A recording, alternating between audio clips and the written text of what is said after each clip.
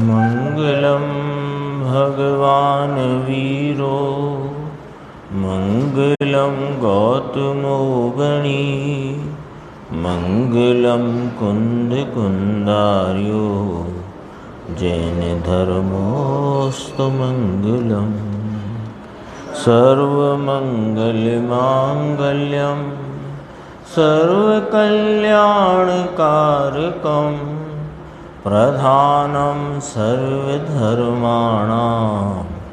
जैनम जयतु शासनम। मैं नमो तीर्थनायक को, नमो ओंकार वाणी को, नमो उन कुंद प्रभु को जिन्होंने ओंकार धारण की।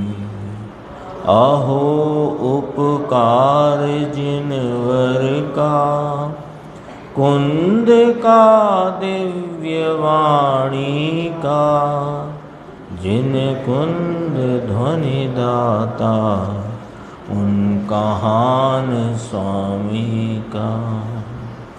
नमः समय साराय स्वानुभूत्या चकासते चित्स्वभावाय भावाय सर्वभावांतरक्षिणे।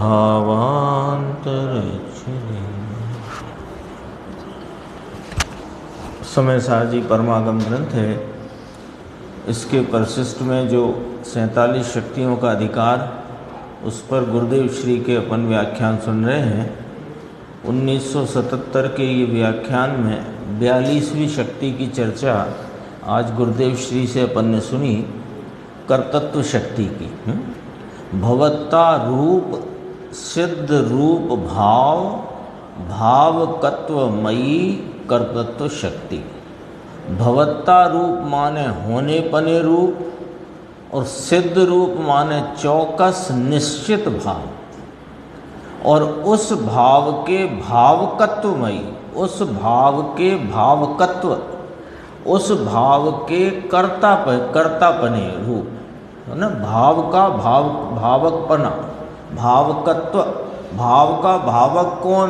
कि उस भाव को जो करे वो उस भाव का भावक है ना। भाव का भावक कौन? ज्ञायक कौन? ज्ञान को करे सो ज्ञायक। चालक कौन? कि चलाए सो चालक। तो भावक कौन? कि भाव को करे सो भावक। तो कौन से भाव को करे? कि जो निश्चित भाव है उसको करे।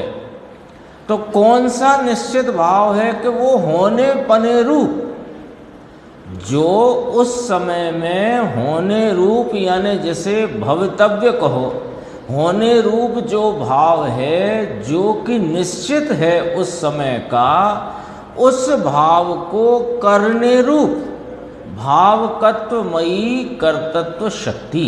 ये कर्तृत्व शक्ति की व्याख्या देखो, गुरुदेव फरमाते हैं नीचे, होने पने रूप और सिद्ध रूप भाव। कि होने पने रूप माने जो होना है वो है ना। और कौन सा होएगा? जो होना है वो होगा, पर वो होगा वो वही होगा जो निश्चित होगा। होने पने रूप निश्चित भाव। होने पने देखो, भाव हुआ है तो होने पने रूप था तो हुआ ही है। भाव हुआ ना। तो भाव हुआ तो कोई भाव ले, भाव नाम परिणाम, कार्य, पर्याय, यहाँ निर्मल पर्याय की बात चलती है ना। तो कोई भी निर्मल भाव हुआ तो निर्मल पर्याय जो हुई वो होने पने रूप थी, वही हुई। पर कौन सी थी जो हुई? कि वो निश्चित थी, वह हुई। 2 बार लिया। पहले कर्म शक्ति आ चुकी है 41 नंबर, उसमें सिद्ध रूप भाव को ही के होने उस मयी कर्म शक्ति है ना, उसमें लिया था ना।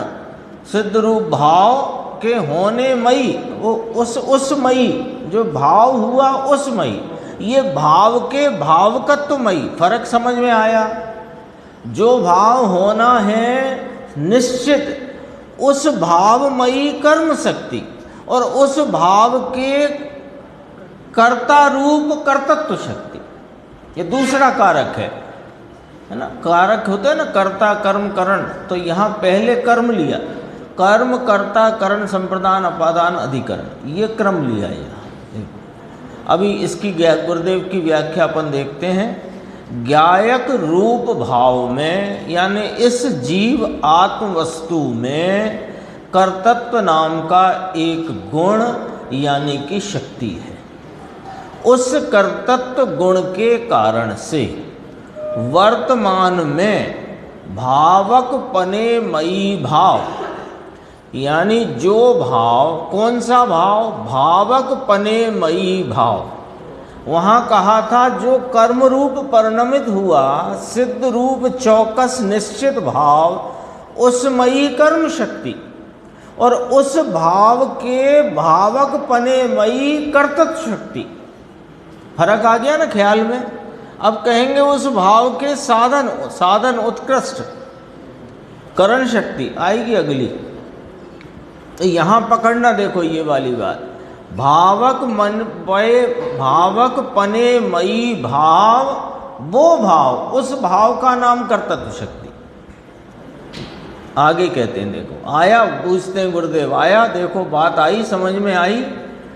आगे कहते हैं होनेपन रूप और सिद्ध रूप भाव। दो बात कही, आपने पूछा था दो क्यों कही? देखो, होनेपन रूप और सिद्ध रूप भाव।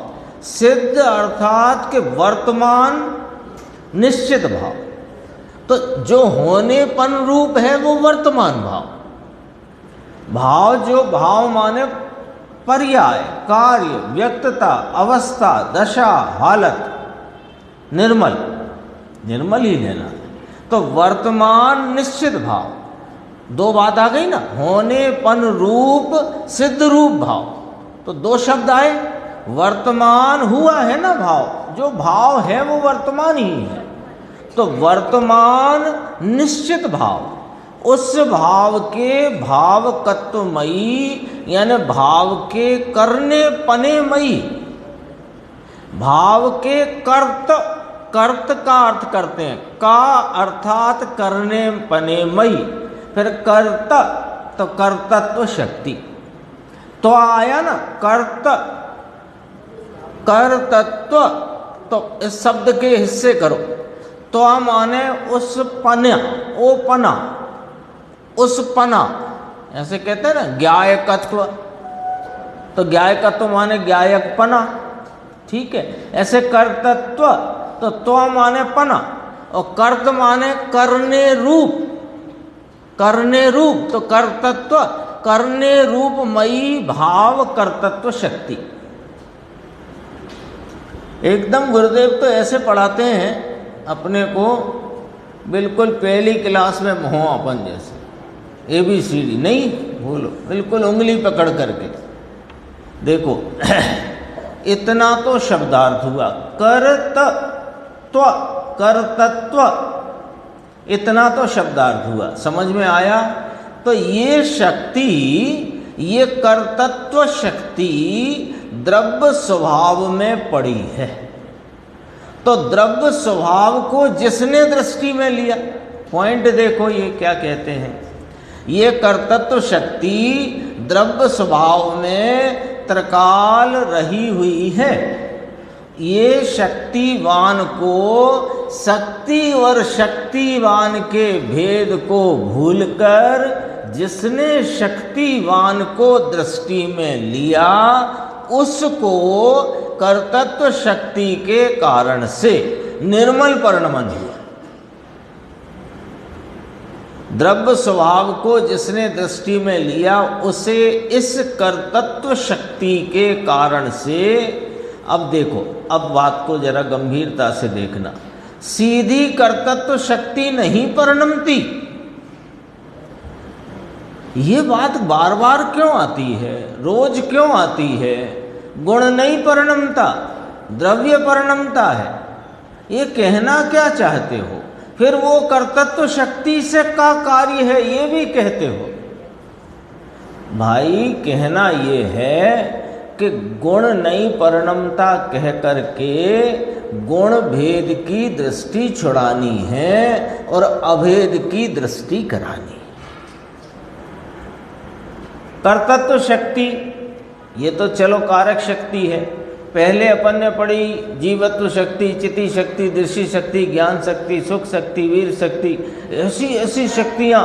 तो शक्तियाँ हैं पर शक्तियों को लक्ष्य में नहीं लेना है।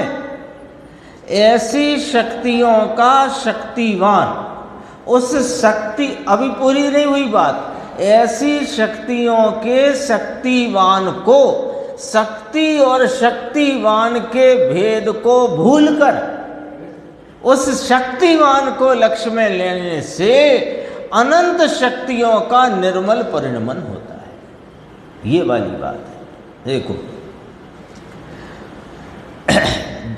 कर्तृत्व शक्ति के कारण से फिर 3 बिंदी लगी है ना, डैश डैश डैश। अब यहां से बात को गंभीर कहते हैं। सीधी कर्तृत्व शक्ति नहीं परिणमती, परंतु कर्तृत्व शक्ति जिसके आश्रय से है ऐसा द्रव्य, उस द्रव्य का परिणमन होता है। बात पकड़ में आती है कि नहीं अंकुर भाई, निर्देश भाई? बात पकड़ में आती है। क्या कहना चाहते हैं? देखो जो परिणमन है ना, वो कार्य रूप वर्तमान व्यक्त भाव, वो पर्याय भाव, वो अवस्था, वो दरअसल में द्रवित भाव है। द्रवित भाव है वो। उस भाव, वो द्रवित भाव में द्रव्य द्रवित होता है, गुण नहीं। द्रवित भाव, पर्याय भाव द्रवित भाव है। कैसा द्रवित? कि प्रवाह कहते हैं ना, पर्यायों का प्रवाह है। जैसे नदी का प्रवाह होता है ना, तो नदी का प्रवाह है तो वो अपने उस प्रवाह में द्रवित होती है नदी।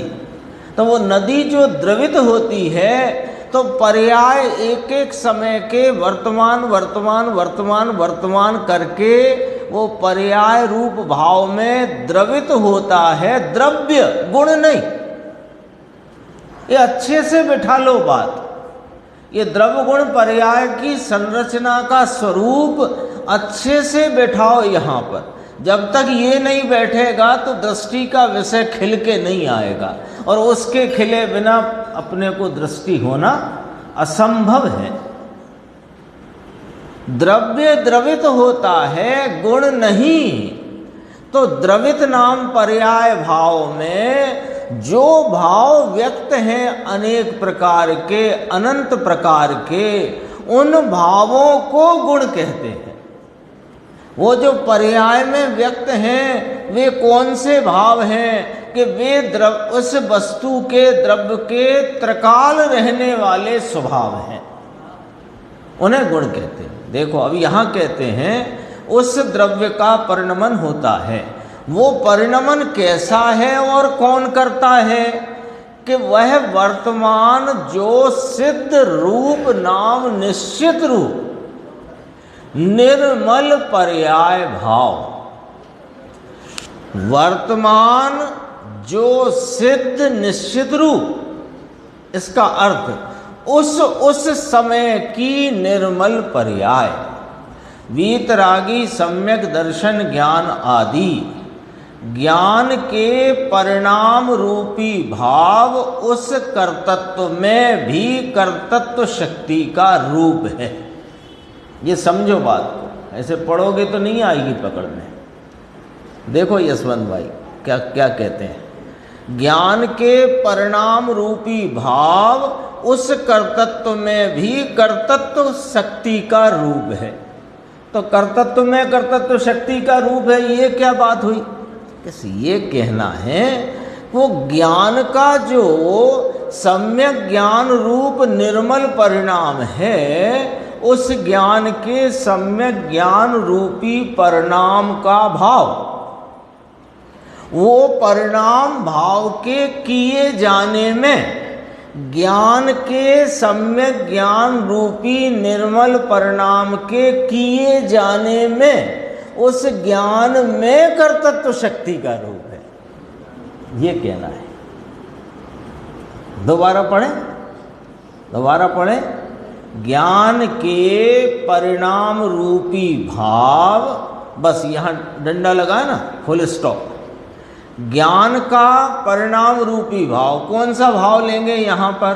सम्यक ज्ञान रूपी निर्मल भाव, है ना। यहाँ तो स्वरूप संचेतन का निर्मल भाव, वो लेना है सम्यक ज्ञान में, ठीक है। तो ज्ञान के परिणाम रूपी भाव, वो ज्ञान का कार्य है ना। ज्ञान का निर्मल भाव, स्वरूप संचेतन का जो भाव है, वो कार्य किसका? कि ज्ञान का।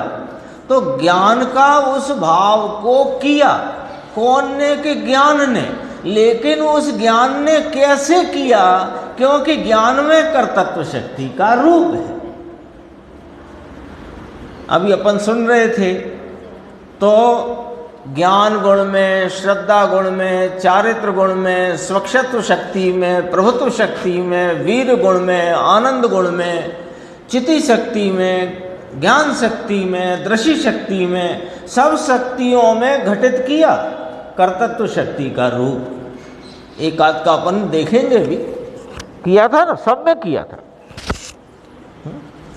देखो उस कर्तृत्व में भी कर्तृत्व का रूप होने से ज्ञान की वर्तमान निर्मल पर्याय के भाव का कर्तृत्व माने किया जाना, ऐसी शक्ति ज्ञान गुण में कर्तृत्व अर्थात कर्तृत्व शक्ति का रूप है। सवेरे की अपेक्षा ये चर्चा थोड़ी सूक्ष्म पड़ेगी, समझ में आया? चाहे जितनी भाषा शादी करे, परंतु जो वस्तु है वो आएगी। ये देखो गुरुदेव ने स्वयं कह दिया, कहा ना, कि विषय ही गंभीर है, ये आत्मा ही सूक्ष्म है, इसका निरूपण भी महासूक्ष्म है। आत्मा वस्तु सूक्ष्म, इसका निरूपण और महासूक्ष्म। तो उसमें कितनी सादी भाषा भी करने की चेष्टा करो, कितनी भी सादा सरल करने की चेष्टा करो, तो भी वो बात तो जो है वो रहेगी। सरल के नाम पर इधर उधर की बातें करो, तो फिर वो बात तो शास्त्र की भी ना हुई और उसकी भी नहीं हुई जो अधिकार चलता है। जो अधिकार चलता है, जो सूत्र चलता है, उसकी भी बात ना रही। अब सरल करना है तो कुछ और कहने लग जाओ। इसी व्याख्यान को अपन सरल करने के लिए, इस स्वाध्याय को सरल करने के लिए, इसमें एक दो कहानी प्रथमानियों की डाल दें। उससे क्या होगा कि बेसरल बातें तो हो जाएंगी सरल, लेकिन जो सूत्र या जो अधिकार चलता है वो सरल कैसे हो सकेगा? वो तो ऐसे हो सकेगा कि और कोई बात तो करो ही मत, इसी बात को भले 10 बार करो तो थोड़ा सरल हो सकता है। देखो क्या कहते हैं, चाहे जितनी भाषा शादी करो, परंतु जो वस्तु हो वह आएगी। 585 पेज पे थोड़ी सी चर्चा देखेंगे। देखो, एक गुरुदेव ने इसी प्रकरण में याद किया था, बहन श्री का एक बहुत गंभीर बोल है, जाग तो जीव उबो छे ने ते क्या जाए। ये है ना, तो जाग तो जीव उबो छे ने ते क्या जाए, गुजराती है, उसका हिंदी भाव ये है, जागृत जीव स्वभाव यह हाजरा हुजूर त्रिकाल है, जब ये त्रिकाल है तो कहाँ जाएगा? हाजरा हुजूर है, जाग तो जीव वो छे ते क्या जाए, कहाँ चला जाएगा? जो त्रिकाल है वो कहाँ चला जाएगा? ये वाली बात कही, उस पर गुरुदेव की अपन थोड़ी सी व्याख्या है वो देखते हैं।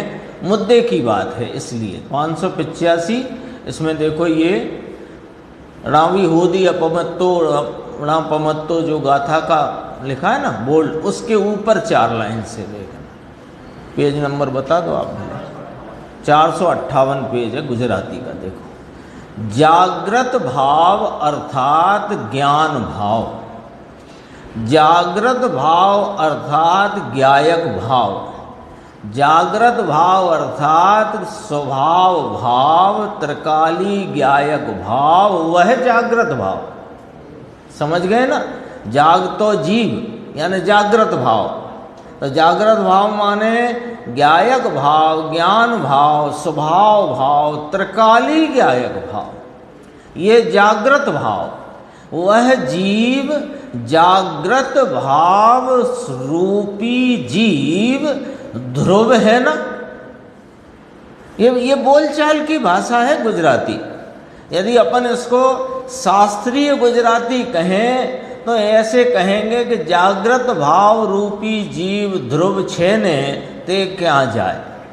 पर वो बोलचाल की भाषा, बहन श्री की भाषा बहुत सरल बोलचाल की भाषा। जागतो जीव ओबो छे ने ते क्या जाए। ओबो छे माने खड़ा है, बोलचाल में खड़ा है माने हाजिर है, हाजिर है माने त्रिकाल है तो हाजिर है। अब वो त्रिकाल कहाँ जाए, ये भाव इसके अंदर है। देखो कहते हैं त्रिकाली टिकता तत्व है ना। समझ में आया? टिकता का अर्थ समझ गए, कायमी। जागृत स्वभावमयी अर्थात ज्ञायक स्वभावमयी, जिसे छठवीं गाथा में ज्ञायक कहा। न विहोदि अपमत्तो न पमत्तो जान गो दू जो भावो, छठवीं गाथा। ज्ञायक भाव प्रज्ञा ब्रह्म स्वरूप, प्रज्ञा नाम ज्ञान, ब्रह्म नाम आनंद। तो ज्ञानानंद स्वभावी भगवान, इसको कहा प्रज्ञा ब्रह्म स्वरूप भगवान। जागृत स्वभाव का शक्तिवान है, खड़ा है। उबोछे कहा ना, खड़ा है अर्थात है क्या है? जागृत स्वभाव रूपी भाव शाश्वत है, कायमी है, टिकता भाव है, ध्रुव भाव है, त्रिकाली भाव है। एक शब्द में 6 उबो 6, इतने में ये बात कही। देखो, उस पर दृष्टि देने से अवश्य प्राप्त होगा ते क्या जाए, ये कहा ना। वह यह सिद्ध रूप भाव, अब इसको जोड़ा कर्तृत्व शक्ति से। वह यह सिद्ध रूप भाव जो वस्तु में शक्तियां हैं, कर्तृत्व शक्ति, जागृत भाव रूपी ज्ञायक भाव, ये कायमी भाव। कर्तृत्व शक्ति उसमें रहा हुआ कायमी भाव, उसमें कर्तृत्व शक्ति है, वह भी ध्रुव है। ज्ञायक भाव जागृत स्वभाव, ऐसा जीव जो ध्रुव है, उसमें कर्तृत्व शक्ति भी ध्रुव पड़ी है। समझ में आया? उस ज्ञायक भाव की दृष्टि करने से कर्तृत्व शक्ति का भी प्रत्येक गुण में रूप है। अब बात आ गई, ये कर्तृत्व शक्ति कहाँ है? आत्मा में। तो आत्मा में कर्तृत्व शक्ति और अनंत शक्तियाँ गुण अभेद रीति से सहवर्ती रहे हुए।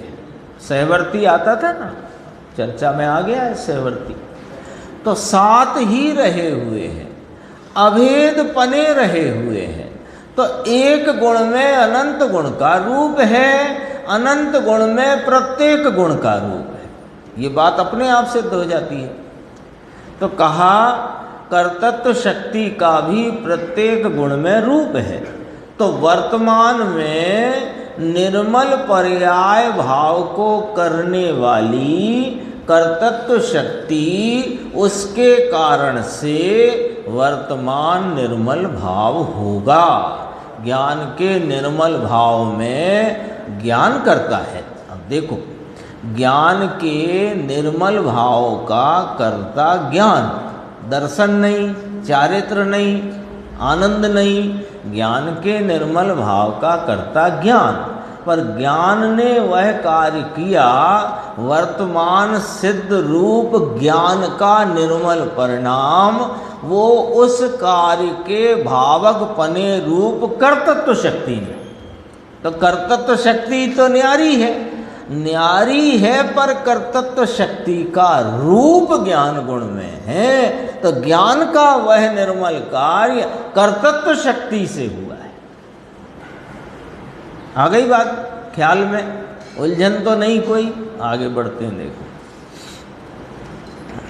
ये बीच में एक गुरुदेव ने कहा, यहाँ तो कर्तृत्व शक्ति से कार्य होता है, ये समझने का फायदा क्या कि व्यवहार से होता है और निमित्त से होता है, ये बात तो दूर रहो। पूर्व की निर्मल पर्याय थी तो ये निर्मल पर्याय हुई, ये भी बात कर्तृत्व शक्ति के इस भाव को समझने से छूट जाती है। क्योंकि यदि कर्तृत्व शक्ति से भावकत्व या भावक पनेमयी कर्तृत्व शक्ति, तो कर्तृत्व शक्ति से कार्य मानोगे, यदि कर्तृत्व शक्ति से कार्य होना नहीं मानो और पूर्व की निर्मल पर्याय से अगली निर्मल पर्याय होना मानो, तो कर्म से कर्म होना मानना पड़ेगा। फिर उस कर्म का कर्ता कौन? तो का पूर्व की निर्मल पर्याय, लॉजिक समझना। तो उस कर्म का कर्ता कौन? कि उसके पूर्व की निर्मल पर्याय। तो निर्मल पर्याय तो अनादि अनंत है नहीं, वो तो सादी है, उत्पन्न हुई है। तो उस निर्मल पर्याय का कर्ता फिर मलिन पर्याय क्या? लॉजिक तो लगाओ। गजब के ये जैन दर्शन का सिद्धांत ऐसा है कि तुम्हारे जो विज्ञान में नासा फासा जो बैठे हैं, अरबों खरबों खर्च करके जितना वे सिद्ध करते हैं, वो पलट सकती है बात, ये नहीं पलट सकती। वे कहें कि इतनी सोने का इतना वजन, इतना जो, वो बात पलट सकती है जो कुछ भी, क्योंकि वे तो पुद्गल के आगे उनके तो बस ही नहीं है। और पुद्गल में भी पूरा बस नहीं है जो जैन दर्शन में है। एक दिन आई थी कहीं चर्चा, वो याद आ गई तो कह देते हैं। वीरसेन स्वामी जिनने षटखंडागम की टीका धवल महाधवल के रूप में की है, वे बहुत बड़े गणितज्ञ भी थे। और उन्होंने जो अभी अपन पढ़ते ना, जो लोग मैथमेटिक्स को जानते होंगे, ये लॉग वाली एक पद्धति है, लॉग वाली, वो लॉग की पद्धति का आविष्कार वीरसेन स्वामी ने करा है। वो अंग्रेजी में आ गई log 1x log 2x आदि इत्यादि, लेकिन उसकी पद्धति का, और ये जो गोलाई होती है वो उसकी जो रेडियस होता है, क्या बोलते हैं उसे अपन, व्यास, वो व्यास से परिधि के नाप का फार्मूला भी वीरसेन स्वामी ने दिया।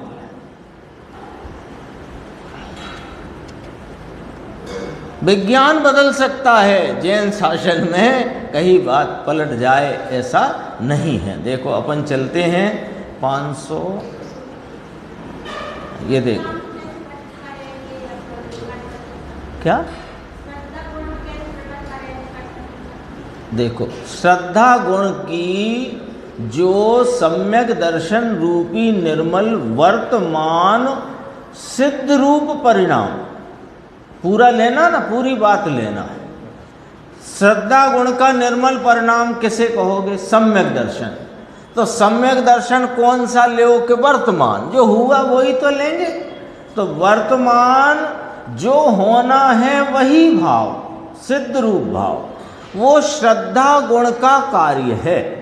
लेकिन श्रद्धा गुण का कार्य है तो श्रद्धा गुण में करने रूपी भाव नहीं है।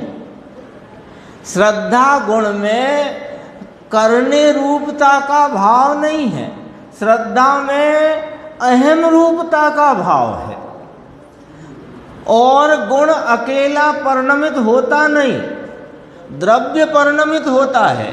तो द्रव्य के वर्तमान उस भाव में हमने श्रद्धा के भाव को, सम्यक दर्शन रूपी परिणाम को देखा, तो ये सम्यक दर्शन रूपी परिणाम श्रद्धा गुण का है, ये कहा जाता है। लेकिन श्रद्धा गुण के उस कार्य को किया किसने? कि उस श्रद्धा गुण में रहे कर्तृत्व शक्ति का जो रूप है, उस कर्तृत्व शक्ति के द्वारा वह कार्य हुआ है। किसी गुण में घटाओ, लेकिन यहां बात निर्मल की चलती है, ये ध्यान रखना। ये शक्तियों का अधिकार है। देखो अपन पहुंच गए हैं 588 पेज पे, वहां शायद 460 या 61 पेज। देखो, चारित्र गुण की वीतरागी पर्याय प्राप्त होती है, उसमें गुण रूप कर्तृत्व है, वह काम नहीं करता। देखो आ गई वही बात जो आपने श्रद्धा गुण पे पूछी, उसे यहाँ चारित्र गुण पे समझ लो, एक ही बात है। चारित्र गुण की वीतरागी पर्याय प्राप्त होती है वर्तमान सिद्ध रूप भाव, उसमें गुण रूप कर्तृत्व है। गुण रूप कर्तृत्व क्या है? कि वो पर्याय में उस गुण का कार्य प्रकट हुआ है। तो वह जो गुण रूपता है चारित्र गुण की, जो चारित्र गुण रूपता है, वो काम नहीं करता, वो काम नहीं करता।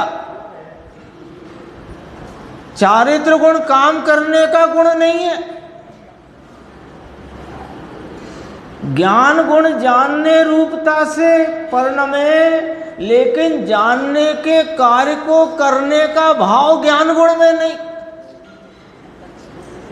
हे भगवान, कहाँ तक छनेगी ये बारीकी कि जितनी है उतनी छनेगी, बाकी तो फिर अनुभव से आएगी। भाई बोलने में, वचनों में तो सीमा है, सीमा है, उसकी तो लिमिट है, वह काम नहीं करता। चारित्र गुण, चारित्र गुण किसे कहा? चारित्र को दो प्रकार से अपन परिभाषित कर सकते हैं।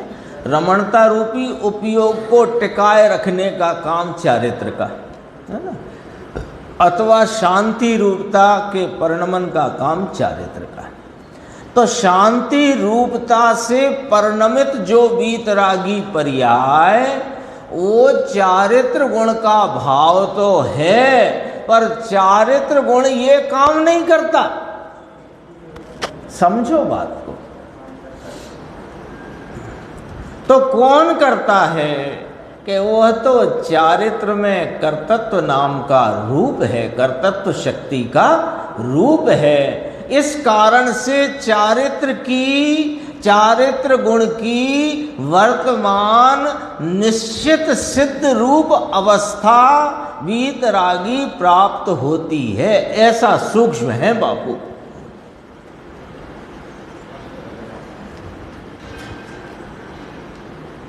देखो समझो तो सरलता से समझ में आए, ऐसी बात है। और आग्रह पकड़ के रखो तो ये कभी समझ में ना आए, ऐसी बात है।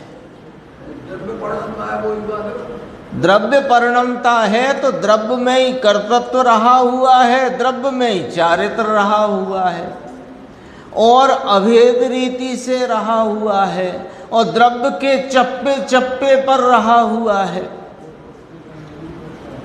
द्रव्य है ना, आपके हाथ में सोना है, तो सोना है तो सोने का कौन सा भाग है जहां चिकनापन, पीलापन, भारीपन नहीं? कौन सा ऐसा भाग है? एक बात तो चिकनापन, पीलापन है कि नहीं? पीलापन, भारीपन है कि नहीं? लेकिन जो चिकनापन है उसमें पीलापना है कि नहीं? और जो पीलापना है उसमें भारीपना है कि नहीं?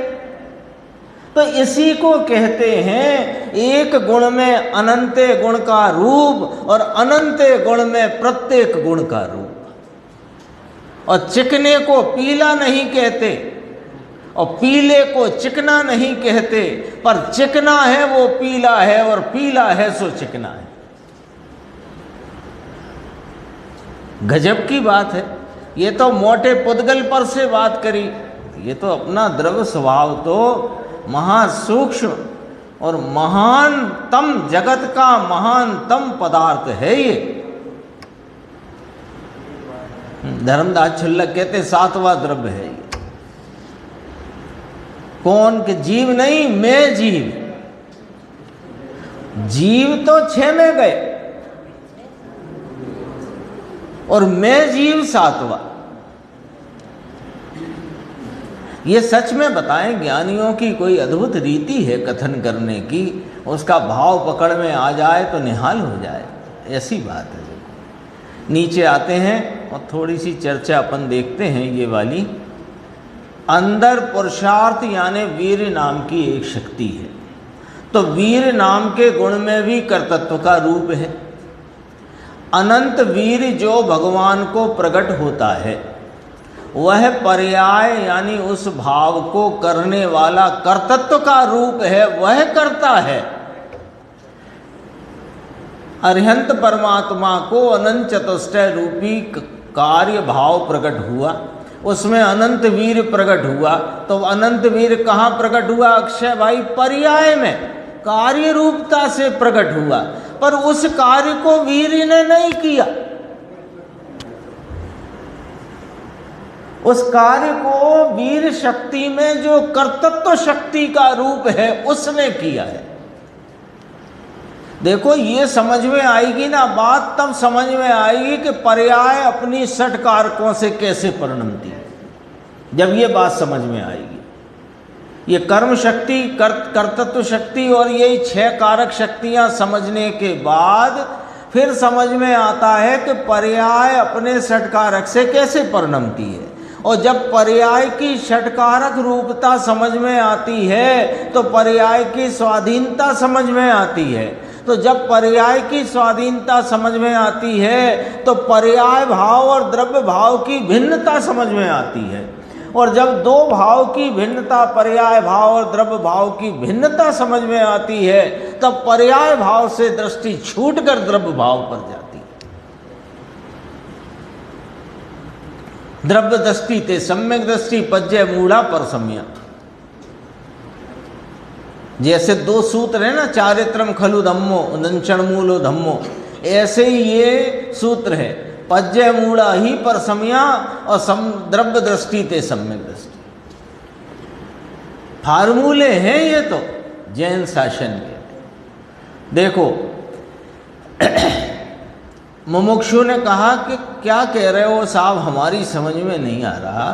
वीर शक्ति में कर्तृत्व का रूप है तो वीर शक्ति उस वीर के करता है कि कर्तृत्व उसका करता है? प्रश्न में अंदर पूरी बात है, प्रश्न है ना, समझ में आया? वीर शक्ति में कर्तृत्व का रूप है, कोमा वह करता है क्या, ऐसा पूछा। वहां प्रश्नवाचक लग जाना चाहिए, वह करता है क्या। इसका अर्थ, इसका अर्थ, प्रश्न का अर्थ कि अनंत वीर जो अरिहंत भगवान को पर्याय में प्रकट हुआ, उस कार्य का कर्ता वीर शक्ति है कि उसमें जो कर्तृत्व शक्ति का रूप है वो है, ऐसा पूछा, ऐसा पूछा। उत्तर रूप है ना, वह कर्तृत्व शक्ति है। ये वाक्य बड़ा दमदार है। जो वीर शक्ति, वीर गुण या वीर शक्ति में कर्तृत्व शक्ति का रूप है वही कर्तृत्व शक्ति है। आई बात ख्याल में आई कि नहीं आई?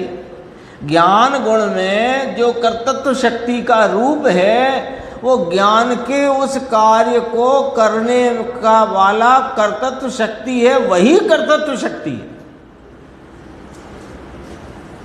क्योंकि ये कोई कलपुर्जों से बनी हुई वस्तु नहीं है। 4 पिस्टन 1 क्रैंक, ऐसी थोड़ी है।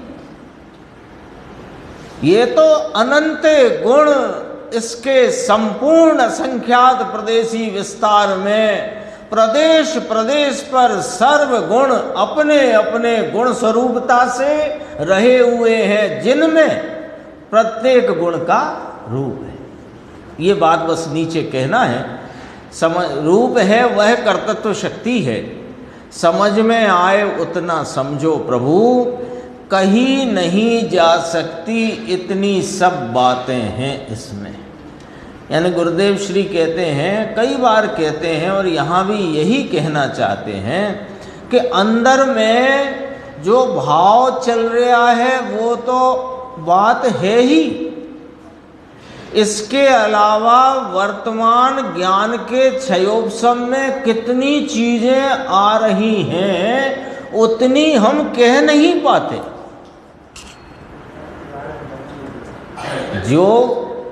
जो अंदर में सारा जिन शासन उनकी परिणति में प्रवर्तमान है वो तो है ही, लेकिन वर्तमान क्षयोपशम की ज्ञान रूप खिलावट में जो विषय चलता है उस विषय संबंधी जितनी बातें क्षयोपशम में खिली हुई हैं उसका बहुत कम ही कह पाते हैं, क्योंकि शब्दों की सीमा है। देखो, एक एक गुण में, ये फार्मूला है, एक एक गुण में अनंत गुण का रूप और अनंत गुण में एक एक गुण का रूप, ये फार्मूला है। इस फार्मूले से वस्तु का परिणमन हो रहा है, वस्तु रह रही है, टिक रही है, परिणम रही है। नीचे लिया गुरुदेव ने, यहाँ तो द्रव गुण पर्याय 3 लिए हैं, तो यहाँ निर्मल पर्याय की बात है, मलिनता की बात नहीं है। ये आज की चर्चा में आया, कल परिणम्य परिणामकत्व शक्ति पर भी घटाएंगे, उसको भी अपन देखेंगे। आज अपना 376 से शुरू है। देखो, ज्ञान गोष्ठी 376 नंबर का प्रश्न है। ये 376 नंबर का प्रश्न ऐसा है कि इसको 377 के साथ ही समझना जरूरी है, फिर 378 समझ में आएगा, है ना। तो अपन तीनों की कोशिश करते हैं समय के अनुसार। प्रश्न है कि सम्यक दृष्टि के श्रद्धान में शुभ अशुभ दोनों भाव हेय हैं, तो क्या उसे अशुभ को छोड़कर शुभ करने का विकल्प नहीं आता? अब देखना प्रश्न कितना टेक्निकल है, प्रश्न की गहराई भी समझो। पहले आधा भाग कोमा तक का देखो क्या कहते हैं। सम्यक दृष्टि है, अपने स्वरूप का श्रद्धानी है, वस्तु स्वरूप का श्रद्धानी है। इसके श्रद्धान में एक अपना आत्म तत्व उपादेय है, बाकी शुभ अशुभ राग हेय है। ठीक है ना, ऐसा ही होता है ना ज्ञानी का श्रद्धान। तो शुभ अशुभ दोनों भाव हेय हैं। अब उसका प्रश्न ये है कि जबकि उसके श्रद्धान में तो दोनों ही भाव हेय हैं, शुभ भाव भी हेय है और अशुभ भाव भी हेय है, तो फिर क्या उसे अशुभ को छोड़कर शुभ करने का विकल्प नहीं आता क्या? यानी वो प्रश्न पूछ नहीं रहा है, वो ये कह रहा है कि देखो, ये बात तो आपने फरमाई और हमने समझी कि सम्यक दृष्टि मोक्ष मार्गी ज्ञानी साधक को उसका जो श्रद्धान वर्तता है, उस श्रद्धान में शुभ अशुभ दोनों ही भाव हैं।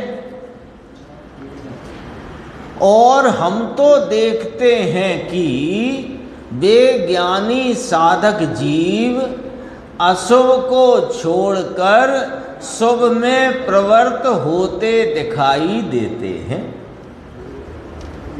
है कि नहीं? ऐसा है ना? हम तो ऐसा देखते हैं, ज्ञानी साधक, श्रद्धानी साधक, जो शुभ अशुभ दोनों जिनको हे श्रद्धान में वर्तते हैं, वे अशुभ को छोड़कर शुभ में वर्तते दिखाई देते हैं। है? तो जब दोनों ही हे हैं तो एक को छोड़कर दूसरे में वर्तते हैं, फिर हे कैसे हैं उनके श्रद्धान में? उसके प्रश्न के अंदर में ऐसा भाव भरा हुआ है। प्रश्नकार के अंतरंग में ये भाव है।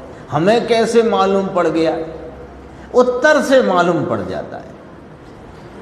गुरुदेव को मालूम रहता है सामने पूछने वाला क्या पूछ रहा है, कहाँ से पूछ रहा है, क्यों पूछ रहा है। वे उसी अनुसार उत्तर देते हैं। तो अपन उत्तर पढ़ते हैं तो अपने को पता लग जाता है कि प्रश्नकार क्या पूछ रहा है, कहाँ से पूछ रहा है, क्यों पूछ रहा है। देखो अब जवाब। सम्यक दृष्टि ऐसा जानता है और ऐसा मानता है कि शुद्ध निश्चय से यानी परमार्थ से वास्तव में तो मैं मोह राग द्वेष रहित शुद्ध हूँ। उसे ऐसा है, ऐसा तो है बराबर अपने को परमार्थ से वह मोह राग द्वेष रहित शुद्ध जानता है, अनुभवता है, श्रद्धता है, प्रतीति है इसी प्रकार की। उसे ऐसा विकल्प कभी नहीं आता कि जब शास्त्र में शुभ और अशुभ दोनों को एक समान कहा है कि नहीं कहा? 77 गाथा प्रवचन सार शुभ और अशुभ दोनों को एक समान कहा है, तो भले ही अशुभ आ जाए क्या तकलीफ है?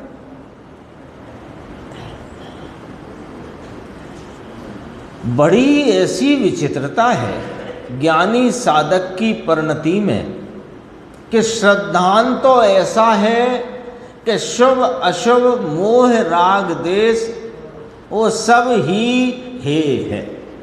एक बात।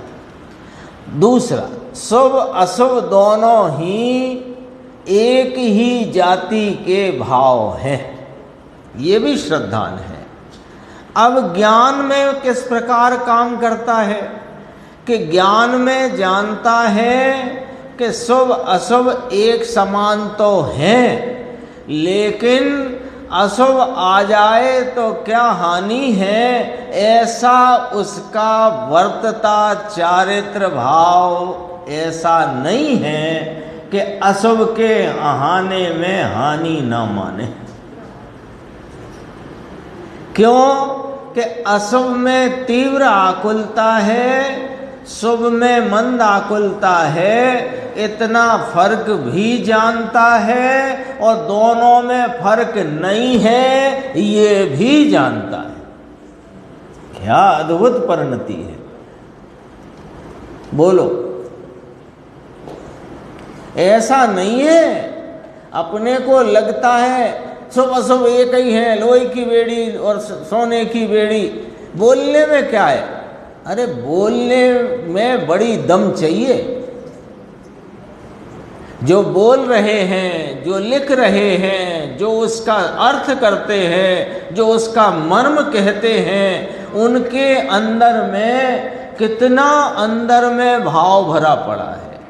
शुभ अशुभ को एक रूप श्रद्धते हैं, शुभ अशुभ को एक रूप जानते हैं और शुभ अशुभ से भिन्न अपने शुद्ध चैतन्य को अनुभवते हैं, जानते हैं, श्रद्धते हैं। तो भी शुभ को और अशुभ को दोनों में जो अंतर है वो भी जानते हैं और किंचित अंतर नहीं है ये भी जानते हैं।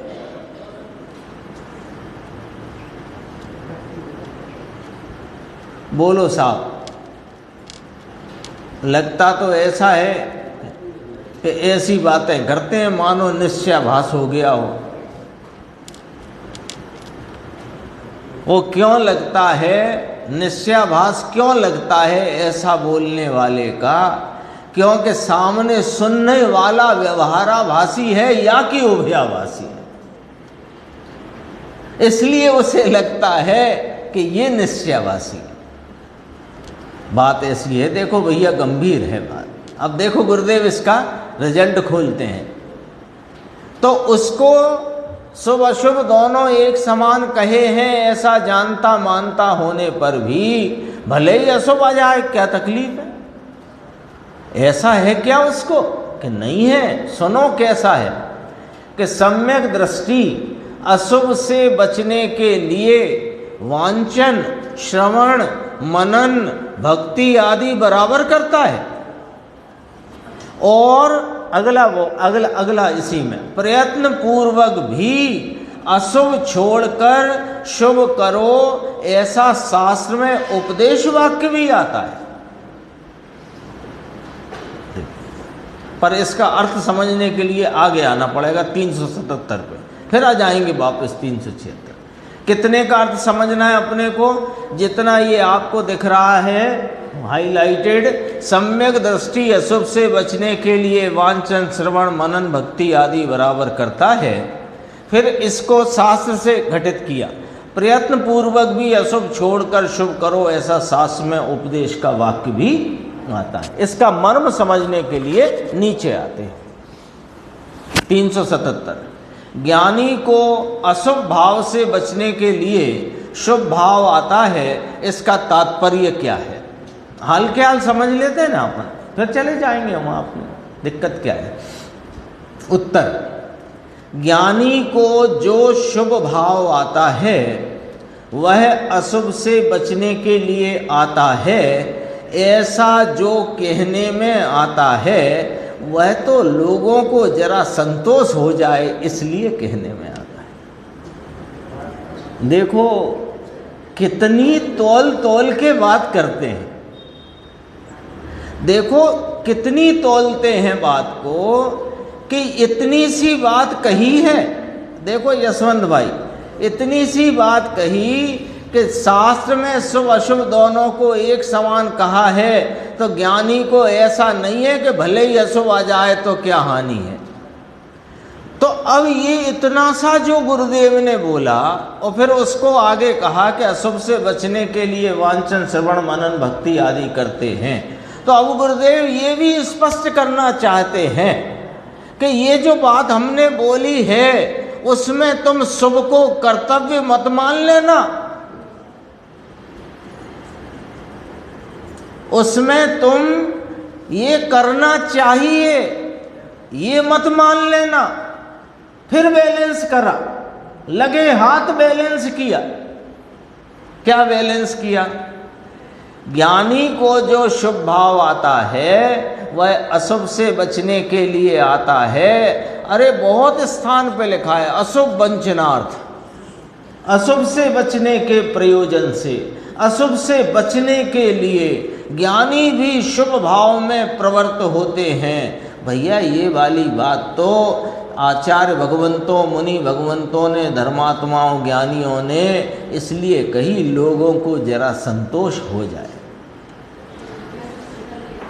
हाँ, वो अज्ञानी जिसको अनादि से व्यवहार की रुचि है वो इतने में से ही पकड़ के भाग लेता है कि देखो ज्ञानी भी तो यूं ही करते हैं, इसलिए तुरंत के तुरंत यहाँ पर कैसे तोलना पड़ता है बात को। नहीं तो ये अज्ञानी इसको जहाँ रस पड़ा है वहीं दौड़ता है ना। सबकी ऐसी स्थिति है। वास्तव में देखा जाए तो वह शुभ राग उसके अपने आने के काल में ही आता है और अशुभ के काल में अशुभ आता है, लेकिन दोनों हे हैं ऐसा श्रद्धान है। तथापि अशुभ आता रहे उसमें क्या नुकसान है ऐसा भी नहीं है। वो अशुभ में नुकसान नहीं होता अर्थात इस प्रकार का शुभ भाव, अब पकड़ना बात को, अशुभ आता रहे उसमें कोई नुकसान नहीं होता, ऐसा नहीं मानने रूप, यानी अशुभ में भी नुकसान हो जाता है, यानी आकुलता तीव्र होती है, ऐसा शुभ भाव, ये शुभ भाव है। अशुभ भाव में तीव्र आकुलता है, आता रहे, क्या हानि है, ऐसा तो नहीं है, ऐसा मानने जानने रूप जो शुभ भाव, वो शुभ भाव भी आने के काल में आता है। कदाचित ज्ञानी धर्मात्मा है ना, और कोई पाप परिणाम आ गया, है ना। अभी मैं अज्ञानी पे घटाऊंगा, पर बात ज्ञानी की चलती है तो ज्ञानी से कहेंगे। ज्ञानी को कोई पाप परिणाम आ गया, विषय भोग का अथवा भोजन आदि में ग्रद्धता का परिणाम आ गया, और उस रूप परिणमन भी हो गया, उस विकल्प का भी विकल्प अनुरूप चेष्टा आदि जो भी हो गई, और फिर ये आया कि ये कोई ठीक भाव नहीं है, ये बताओ अशुभ भाव है कि शुभ भाव? ये शुभ भाव है। ये कैसे आया? कि वो आने के काल में आया। अब ये तो मैंने ज्ञानी पे घटाया, क्योंकि घटित ज्ञानी पे ही होएगा अशुभ के वंचनार्थ वाली बात। अज्ञानी की तो बस बात अपन समझने के लिए, अपने को भी कई बार कोई क्रोध का तीव्र परिणाम आ गया, किसी के प्रति आ गया, उस समय आया, और थोड़ी देर बाद ये भी आया कि ये क्रोध फालतू ही आया, और कदाचित ऐसा भी आया, भैया क्षमा करना हमसे गलती हो गई, ये भी आ गया। तो ये तो शुभ अशुभ परिणामों का खेल ही ऐसा है, वो तो चलते ही रहते हैं, ये पूरा करते हैं। देखो, यद्यपि शुभ और अशुभ, फिर 376 पे आ गए, यद्यपि शुभ और अशुभ परमार्थ से समान ही हैं, तथापि अपनी भूमि का प्रमाण, अब ये शब्द बहुत गंभीर है, भूमि का प्रमाण। भूमिका कहाँ से प्रारंभ होती है? अंकुर भाई तुम्हें ही बताना पड़ेगा आज तो। भूमिका कहाँ से प्रारंभ होती है? चौथे, मैं 4 बता ही रहा हूँ तुम्हें सामने, मैं कह ही रहा हूँ, तुम्हें ही बताना पड़ेगा।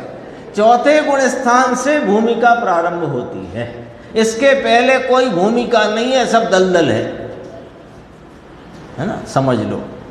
अपनी भूमिका प्रणाम अशुभ, भूमिका प्रमाण अशुभ की अपेक्षा शुभ में रहने का विवेक होता है, और उस प्रकार का विकल्प भी आता है। अरे भाई, सम्यक दृष्टि को पाप भाव में स्वच्छंदता नहीं होती, बस इतना यहाँ पर बात को समझना चाहिए। नीचे 378 में ये पूछा गया है, वो अभी पढ़ूंगा नहीं, समय हो चुका है, कि फिर प्रायश्चित क्यों करते?